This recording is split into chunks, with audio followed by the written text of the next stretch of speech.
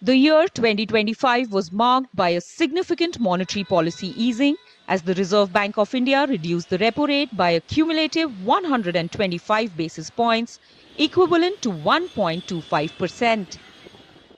These measures were undertaken in response to strong economic performance and persistently low inflation.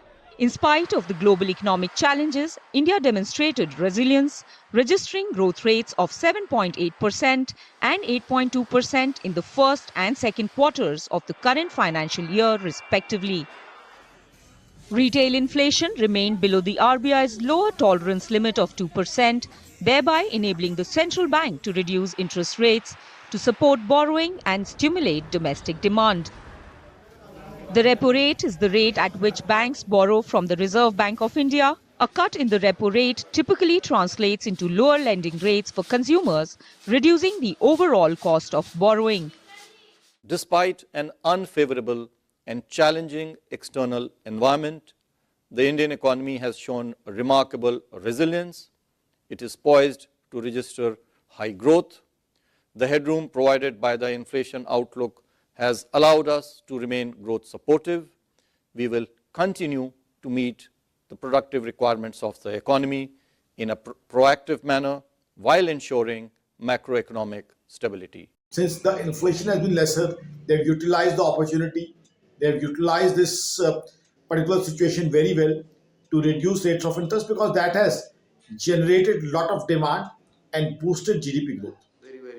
The rate easing cycle began in February with a 25 basis point cut, bringing the repo rate down to 6.25%, followed by another 25 basis point reduction in April.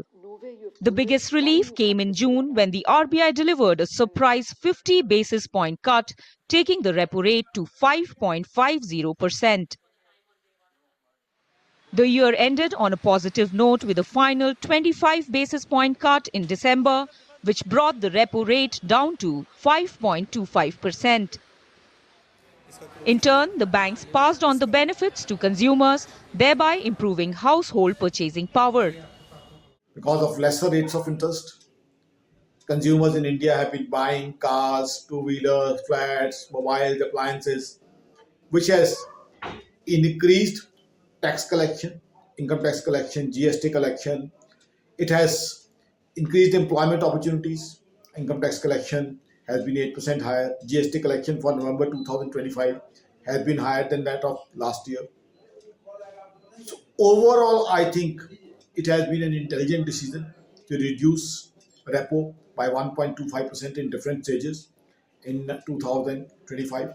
For 2026 also, I expect the repo to be reduced because inflation is expected to be lesser. But the quantum I don't expect to be equivalent to 2025. Lower interest rates reduced borrowing costs for both consumers and companies. While households benefited from cheaper loans, businesses saw a decline in the cost of capital, which supported investment and overall economic activity. The 2025 rate cut cycle marked the first easing in nearly 5 years. The previous reduction was announced on May 22, 2020, when the RBI cut the repo rate by 40 basis points to 4% during the COVID-19 pandemic. As the year draws to a close, economists note that the RBI's calibrated rate cuts helped strike a balance between robust economic growth and price stability, even as global risks continued to pose challenges for the Indian economy.